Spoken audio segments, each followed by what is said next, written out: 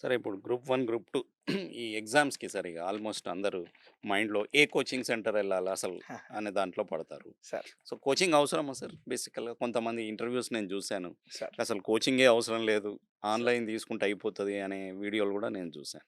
దానికి sir coaching అవసరం లేదు అని ఎవరైతే అన్నారో సార్, అది వాళ్ళ ఇండివిడ్యువల్ డెసిషన్ సార్. ఎందుకంటే వాళ్ళకి వాళ్ళ మీద సత్తా ఉంది.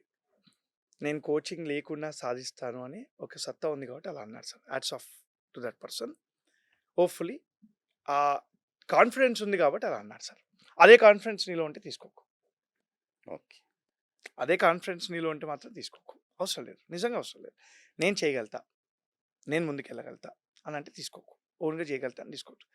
రెండోది సార్, కోచింగ్ అంటే ఏంటి? ఒక యూట్యూబ్‌లో ఫ్రీ వీడియో చూసినా కోచింగే సార్. అవును.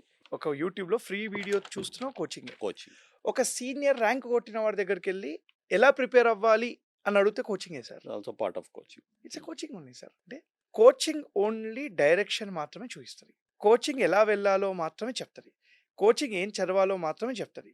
చదవాల్సింది నువ్వే, ఎళ్ళాల్సింది నువ్వే, డైరెక్షన్ రాయాల్సింది. తెలుసుకోవాల్సింది నువ్వే. యాహ్! ఇది మాత్రం గుర్తుపెట్టుకో. కోచింగ్ తీసుకెళ్ళి నీకు ర్యాంక్ ఇప్పియదు. కోచింగ్ ఇలా చేస్తే ర్యాంక్ వస్తదని చెప్తది. అలా చెయ్యి. అంతే తప్ప ఇంకేముండదు. స్ట్రిక్ట్‌గా పాటించు. పాటించు. యాహ్! ఆన్‌లైనా, ఆఫ్‌లైనా. ఇది యాహ్! Good sir. నా ఉద్దేశంలో sir, considering very short time. Short time కదా సార్ మనకి అవును. ఆగస్ట్, సెప్టెంబర్‌లో వస్తుంది కాబట్టి, కన్సిడరింగ్ షార్ట్ టైమ్. రెండోది, నువ్వు మళ్ళీ అశోక్ నగర్‌కి వచ్చి, ఇక్కడ రూమ్ తీసుకొని, ఇక్కడ ఫుడ్డు సెట్ అయ్యి, అది మొత్తం ఒక 1 మంత్ ప్రాసెస్. ప్రాసెస్. ఈ 1 మంత్ కూడా నేను సేవ్ చేయాలి అని అనుకుంటే మాత్రం ఆన్‌లైన్‌కెళ్ళిపోండి. కానీ ఆన్‌లైన్‌లో వెళ్ళినా కూడా ఒక స్టడీ హాల్ చూజ్ చేసుకోండి. Study hall compulsory. మీ ఇంటి దగ్గరే, ఇంట్లో కాదు, మీ ఇంటి దగ్గర ఉన్న ఒక స్టడీ హాల్ తీసుకోండి. ఓకే. స్ట్రిక్ట్‌గా పెట్టుకోండి. మన స్టూడెంట్స్ ఎవరైతే ఉంటారో సార్, మార్నింగ్ 8కి వస్తారు, ఈవినింగ్ 8కి పోతారు. స్ట్రిక్ట్‌గా ఉంటది. 12 అవర్స్. 12 అవర్స్. మధ్యలో 1 అవర్ బ్రేకు లంచ్‌కి. ఎళ్ళేసి వస్తారు, లేకపోతే తెచ్చుకుంటారు. 8 నుంచి 8 వరకు ఈడనే ఉండాలి. హ్మ్. ఏం జరగాలి, ఏం జరగాలి అని చెప్పుకుంటాం, మాట్లాడుకుంటాం. డైలీ 10, 12 నిమిషాలు చదువుతాడు. కూర్చుంటాం కాబట్టి అది అయిపోతుంది. మీ ఇంటి దగ్గర ఒక స్టడీ హాల్ చూజ్ చేసుకో. నువ్వు 8-8 అక్కడ కూర్చో. అంతే. 8కి పో, 8కి నైట్ వచ్చి బయటకొచ్చేసేయి. 8కి ఎళ్ళగానే ఫస్ట్ హాఫ్ అన్ అవర్ ఇవాళ ఏం చేస్తానో రాసుకో. నైట్ 7:30, 7:45కి అయిపోగానే ఇవాళ చేశానో లేదా టిక్ చేసుకో. చెక్ చేసుకో. నెక్స్ట్ వెళ్ళిపో. ఇది చెయ్యి. 6 మంత్స్ చెయ్యి. ఎక్కువ రోజు 6 నెలలు చెయ్యి. యూపీఎస్సీ వచ్చేస్తది. ఓకే. ఓకే. గ్రూప్స్ ఎందుకు ఊగిపోసాయి అంటారు. Okay sir.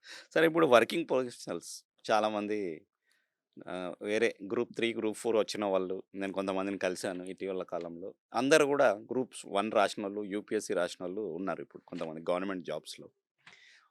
లేకపోతే ఇంకా వేరే ఏదైనా ప్రొఫెషన్ నుంచి సాఫ్ట్‌వేర్. చదవాలనుకుంటున్న సాఫ్ట్‌వేర్ వాళ్ళకేం జెప్తారు? సార్, ఎవరైతే గ్రూప్ 1 ఆల్రెడీ ప్రిపేర్ అవుతున్నారో, యూపీఎస్సీ ప్రిపేర్ అవుతున్నారో, లేదా సాఫ్ట్‌వేర్‌లో ఉన్నారో, మీరు చాలా అదృష్టవంతులు. 2 రీజన్స్‌కి అదృష్టం సార్. రీజన్ నంబర్ 1 ఏంటంటే, నీకు ఆల్రెడీ ప్యాటర్న్ తెలుసు, సిలబస్ తెలుసు, ఎక్స్‌పీరియన్స్ ఉంది, ఎలా రాసాము అని చెప్పి. రెండోది, ఆ ప్రెషర్ ఎట్లా ఉంటది, దాన్ని ఎట్లా హ్యాండిల్ చేయాలో కూడా తెలుసు. సో, అందుకే అదృష్టవంతులు. ప్రెషర్ ప్రాసెస్‌లో ఉన్నారు ప్రెషర్ మీరు. ప్రాసెస్ తెలుసు, యాహ్! సిలబస్ తెలుసు. దీన్ని కొద్దిగా ఫైన్ ట్యూన్ చేసి, దానికి తగ్గట్టుగా నీ ప్రిపరేషన్ స్ట్రాటజీ మార్చుకుంటే ర్యాంక్ వచ్చేస్తది. Okay. Software industry house hold sir. అవును. వాళ్ళకున్నంత ప్రెషర్ ఎవరికుంటది సార్? ఇంకెవరికి ఆ ప్రెషర్ హ్యాండిల్ చేస్తారు. కషి మీద చదువుతారు sir.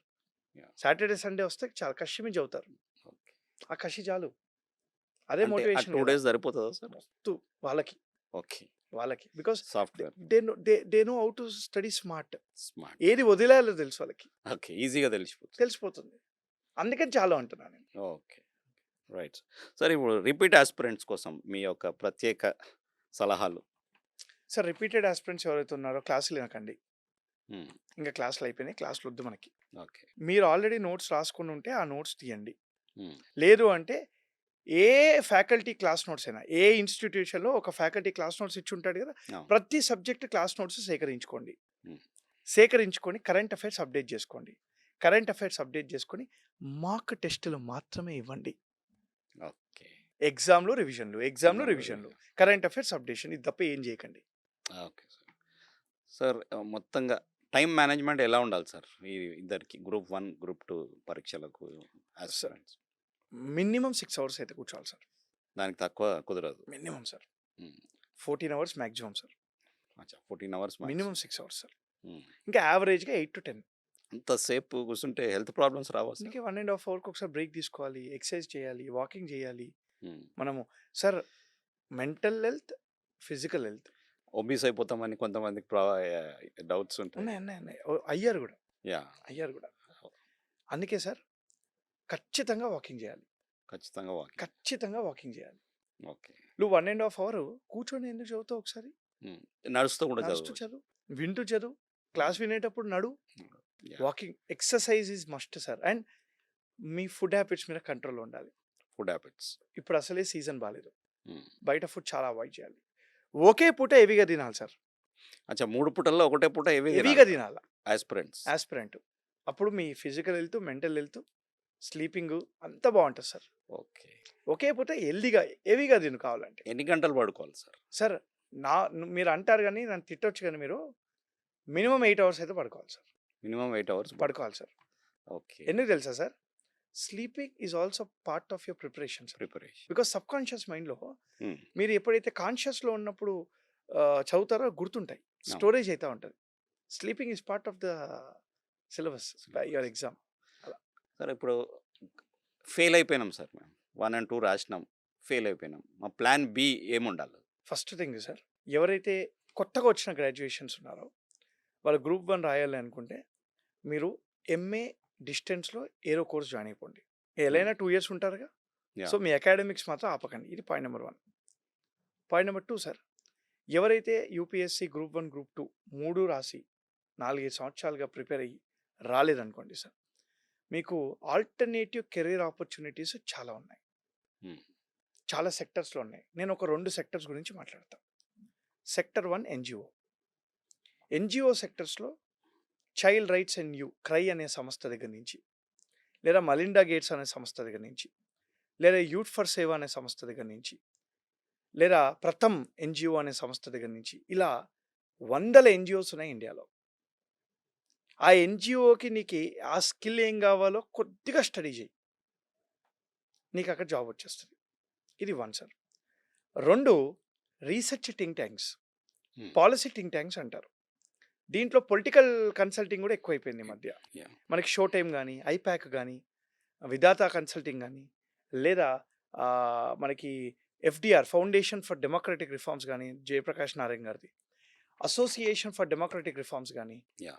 Centre for civil society కానీ, సెస్ అని బేగంపేటలో ఉంటుంది, అవును. సెస్ అనే సంస్థ కానీ, ఇలాంటి పాలసీ థింక్ ట్యాంక్స్ ఉన్నాయి. Hmm. థింక్ ట్యాంక్స్లోకి వెళ్ళొచ్చు. Yeah. ప్లాన్ బి ఇవి వద్దు అని అనుకుంటే sir, software is always there, okay. Teaching is always there. Teaching is always. అట్లా. సార్ ఇప్పుడు జనరల్గా అంటే మీరు మధ్యలో టచ్ చేశారు, ధైర్యం కోల్పోతూ ఉంటారు మధ్యలో. ఆ టైంలో స్పిరిచువాలిటీకి పోమంటారా, లేకపోతే సోషల్ మీడియాకి వెళ్ళమంటారా? Oh my god. ఎందుకంటే social media is so infectious, వచ్చేస్తూ ఉంటాయి పాపప్స్. దాన్ని కూడా ఎట్లా కట్టుకోవాలి సార్ సోషల్ మీడియాని? సార్ డిజిటల్ డీటాక్స్ అని ఉంటుంది సార్. ఫస్ట్ అందరు ఆస్పిరెంట్స్ డిజిటల్ డీటాక్స్ తీసుకోవాలి. అమ్మతోని, నాన్నతోని, ముఖ్యమైన వాళ్ళతో మాట్లాడేసో అయిపోయింది కదా, రైట్. డిజిటల్ డీటాక్స్ 1 ½ అవర్ నువ్వు calls, social media, Google okay, Yeah. ఇవి మాత్రం తీసుకోకూడదు. మీరు డిజిటల్ డీటాక్స్ ఎవ్రీడే ఇప్పటి నుంచే ప్రాక్టీస్ చేయండి. ½ an hour డిజిటల్ డీటాక్స్కి వెళ్ళండి. మెల్లిమెల్లిగా 3 hours 4 hours ఫోన్ లేకుండా, నెట్ లేకుండా ఉండడానికి ప్రయత్నించండి. ఇది 1 సార్. 2 బెస్ట్ మోటివేషన్ నీకు స్పిరిచువల్ ద్వారానే వస్తుంది. ఓకే. నువ్వు ఎంత స్పిరిచువల్గా అటాచ్ ఉంటే అంత డిసిప్లిన్ అంత ఉంటుంది, డిసిప్లిన్ ఆటోమేటిక్గా ఇంకల్కేట్ అయిపోతుంది సార్. ఆ డిసిప్లిన్ ద్వారా నీకు భయం పుడుతుంది, ఎగ్జామ్ మీద టైం టేబుల్ వస్తుంది, చదువుతావు. Yeah. అంతే సార్, సింపుల్.